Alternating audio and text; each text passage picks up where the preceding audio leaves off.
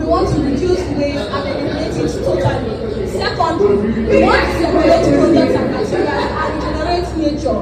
So the idea is that more clothes are going to be in circulation. The clothes you cannot wear, someone else can wear after the section. So this first video is just going to be giving you a visual insight on the possibilities and the issues of fast fashion in the world globally. So I'll play it so that all of us can watch this. Switched up, boxed up, shipped in, dropped off, life moves fast. Fashion moves fast. At the beginning of this century, we bought almost half as much, kept clothes for twice as long. 15 years later, we bought 60% more and kept them for half the time. Every second, a garbage truck of textiles is exiled to landfill or incinerated. Once the trend passes, clothes are thrown or burned in mass. Fast fashion is unjust. Forced labor for profits. Fast fashion is unlimited, impacting our land, our rivers, our seas, the very air we breathe. We need circular industries where the old clothes are made. Less packaging, threads that last. To beat pollution, we need to work together and fast. This was the campaign by the UN Environment Program, and this campaign was to shed light on the issues of fast fashion. If you don't understand what fast fashion means, what fast fashion means is the clothing that are made and the quality of this clothing. The first issue with fast fashion is the quality of the clothing. So the quality of encouraging fast fashion, despite being locally made. We see that labor is relatively cheap, and that encourages poverty trends. So when you don't pay people well, how do you want them to live better? How do you want Nigeria to improve if you, as a business owner, you're not paying your staff well? Fast fashion items are also important due to society and social media pressure. So when people wear clothes, nobody wants to wear their clothes twice on social media. You see people buy clothes, they don't, when you post it once on their social media, that is all. The idea that, you don't want people to think that you're repeating clothes, and I don't know where all those sentiments came from, but society and social media pressure has changed the conversation around fashion. So it's one of the issues we have noticed in Nigeria, research has shown in Nigeria. We also know that we lack secular businesses to prolong clothing in circulation. So we rarely have normal systems. In short, nothing is working in Nigeria. Talk more of a clothing system to redistribute clothes or continue to prolong the circulation of clothes or redistribute them.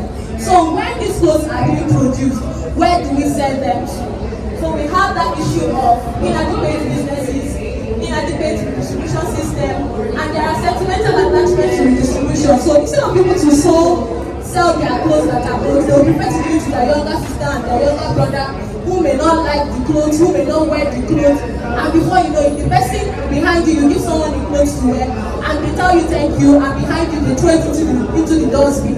They still waste the clothes. So there are sentimental attachments to redistribution. And then we also have raw materials that are imported. So we all know that most of the raw materials used in Nigeria are actually imported. All these are the linear processes that are ongoing in Nigeria.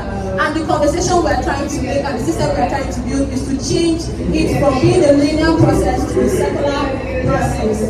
Now, the effect of all this is that it leads to more pressure on our natural resources. So water, human resources are all used in the production and sales of these clothes are all wasted. And there is a high level of pollution and waste. And there are more clothes dumped on the landfill. So we want to stop these clothes from being dumped on the landfill. So for us to ensure the circularity growth in the fashion industry, we have to adopt the circular approach. Now, this circular approach or framework tackles the global challenges, including climate change, biodiversity, waste, pollution, and the principles of circular fashion or the circular economy is one. We want to make sure that we eliminate waste and pollution. We want to reduce waste and eliminate it totally. Second, we want to circulate products and materials and regenerate nature. So the idea is that more clothes are going to be in circulation. The clothes you cannot wear, someone else can wear. And when someone else can't wear that clothes, we can actually recycle the clothes. If they are made of good qualities, we can recycle them to something else. So the bigger idea is that it goes from just beyond treating the symptoms of the current economy to tackling the root cause of global changes, while providing opportunities for better growth that will benefit businesses, benefit people, and benefit the environment.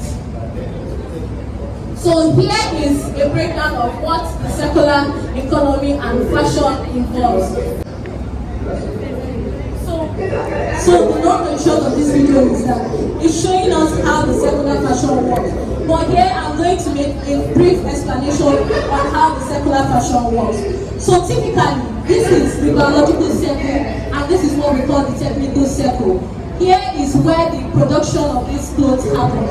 So here you see the farming plate, the farming section, how these items are being farmed, and all the processes that goes with these items, like your cotton, how it's being farmed and how it's being produced.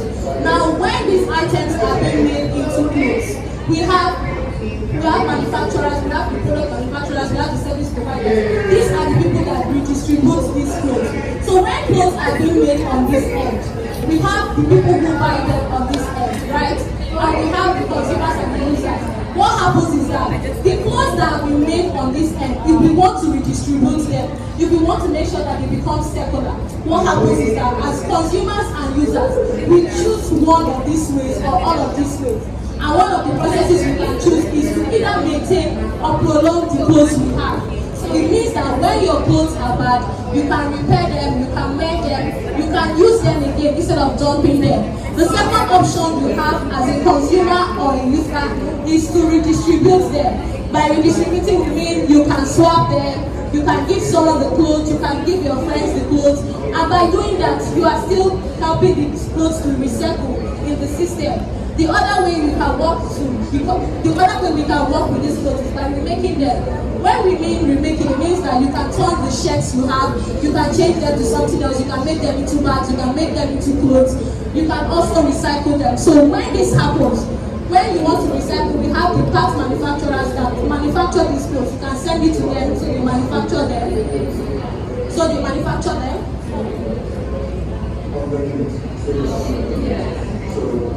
So you can send it to them for them to manufacture them. The other thing you can do,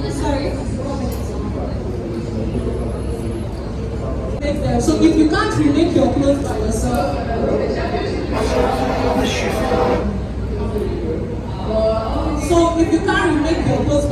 you can send them to a product manufacturer to remake them.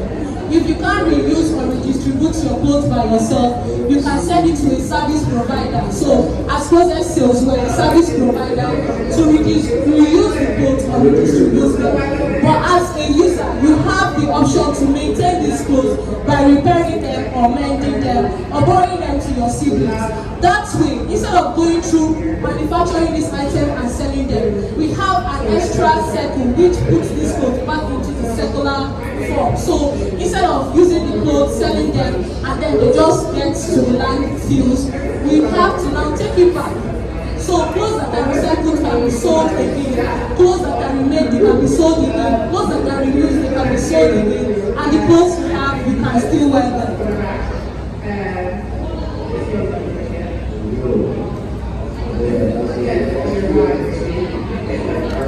So in order to break down the big grammar and the big diagram I just represented,